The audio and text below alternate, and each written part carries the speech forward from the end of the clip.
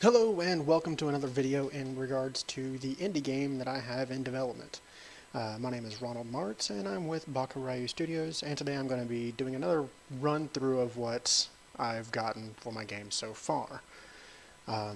First things first, I'm pleased to announce that the game actually now has a name.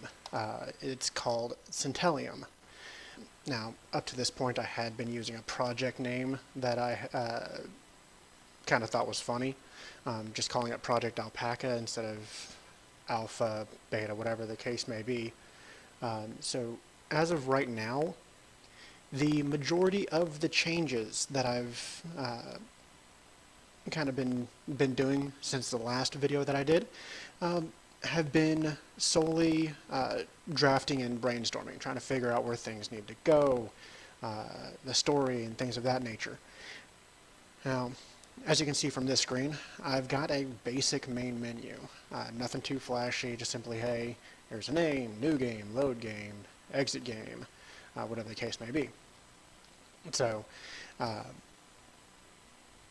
this is something that I had put together just to kind of see how Unity's GUI system works.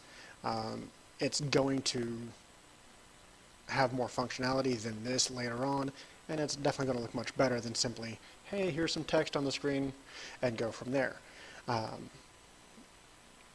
So that's one of the main changes to the game that you can visually see. Next, we have some of the stuff that's actually going to be in the game. Again, if you watch the previous videos, you've seen this. If you've happened to go to my stream, you've seen me working on this. You're not going to see much different. But what you are going to get is kind of some of the back-end stuff of the story and brainstorming what comes next, like the different areas and so on and so forth. So as I've been working on this, I also had a couple things that I felt needed to be changed for the art. So I've also been working on that sort of on the back, rather on my other machine here. Now, at this point, you can kind of tell it's meant to be a 2D side-scroller, kind of in the same vein of Castlevania, Metroid, paying homage to those old classic games of isolation exploration. Now, in this game, you happen to play as a female, who as of yet is unnamed, who is a researcher for a team of humans that's been sent to an unknown world. Now, the motivation for this is still up in the air. It's either for the humans to terraform the planet for colonization, or she's part of it. It's an organization that is intended to go to these planets, do research to see if there's any resources that can be harvested, and subsequently start the operation to do that. So that's still kind of up in the air at this point. Now, the character you're playing is one of the leading research members of the team, and she happens to be working on the fungal growth that you can kind of see in the background here and throughout the opening stages here. Now, while she's studying the life form, or rather I should say the fungus, she observes that it has a tendency to show sentient qualities. It learns from its surroundings. It has a way to, or it tries to preserve itself, things of that nature. Now, through her testing with the fungus, she finds that it starts to try to avoid the implements that she's using. such as scalpels or laser tools or whatever the case may be at the time. And eventually it starts to try to break down the materials it's surrounded in, and reuse those materials in its own fashion to help protect itself, which is an important feature later on. But I've not gotten too far into the character designs for that. Now, your character being an individual of good nature, decides that she doesn't, it doesn't set well for her to keep testing on a life form that is, by all accounts, alive. So she brings that up to the head of the operation, who, as most individuals who have a lot of power and things of that nature, doesn't like being told what to do. So he incapacitates her, throws her down this hole, and leaves her for dead. And that's where we start. So that's what brings us to this point in the game right here, where we're seeing. Now all of that is intended to be done in an animated cutscene to begin at the beginning of the game. It's meant to, rather I should say, my intention is to show that and bring that feeling of what the characters to life through that, as opposed to just simply text. Now, survival in this game works a little bit differently than a lot of the other 2D games. I mean, a lot of other games in general, to the best of my knowledge. You have a couple different things that are going to be happening to your character at any given time. One is that once you receive your armor, power armor, whatever the hell you want to call it at the time, I haven't gotten the actual name for it yet, and I've only just got concept sketches of it, but that's going to be located in this room right here. Once you get that, you get an energy meter. And once the energy meter is depleted, you have one hit, and you instantly die. Now, how is that so different? I hear you cry. Well, to the voice in my head, you have two different energy weapons that you pick up rather early on in the game as well. A blade and a gun. Now, the blade and the gun are intended to be used for two different types of matter. The blade is used to cut through these vine type blockages. It's used more for organics. So say you come across a fungal corpse or something along those lines, where there's less synthetic stuff, less armor, less concrete, things of that nature. Well, that's what the blade is for. Now, the gun is for the exact opposite. It is meant to destroy synthetic blockages and enemies, such as concrete walls that are already weak, can be destroyed with the gun, allowing you to continue further.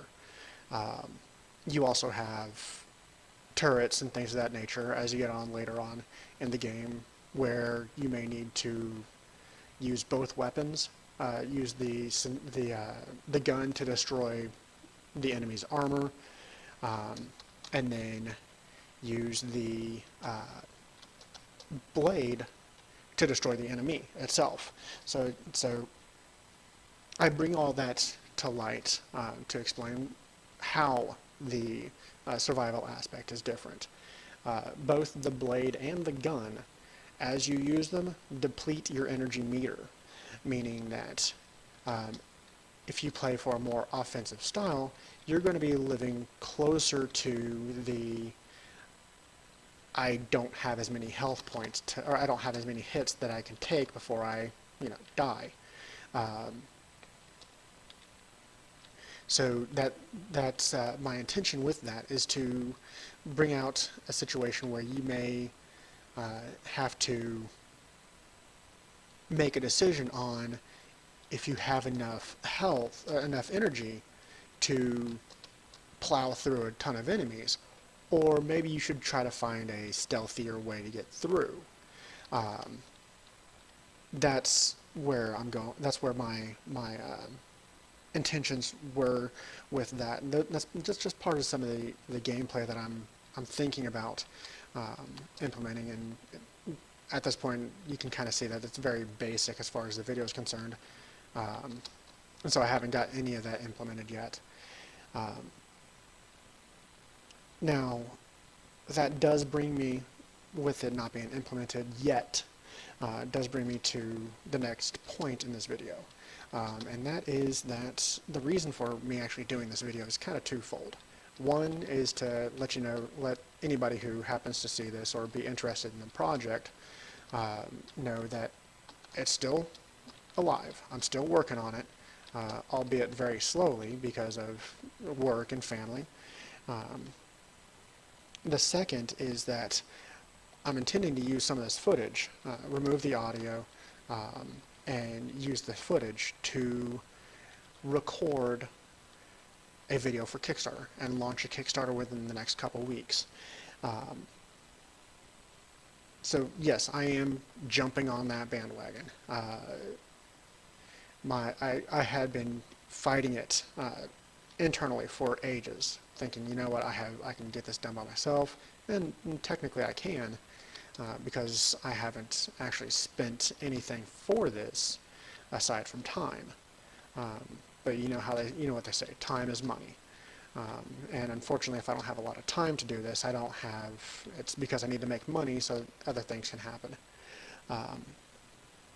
Now, my intention and my goal for the Kickstarter is simply to raise enough money so that I don't have to work at the same time that I am trying to push this through. It's to allow myself to get enough saved up through the Kickstarter and through other means to live off for a year, so that I can devote my full time to this. Now, depending on how successful this is, this Kickstarter venture is, it's going to allow a couple different things that are going to help me increase production on this, get a higher quality game in a less amount of time. And that is, I'm intending, once I've met my goal for myself, to bring on an actual programmer and an actual music composer for production, both of which are going to help decrease the actual production time significantly, because I'm not going to have to do it by myself. Now,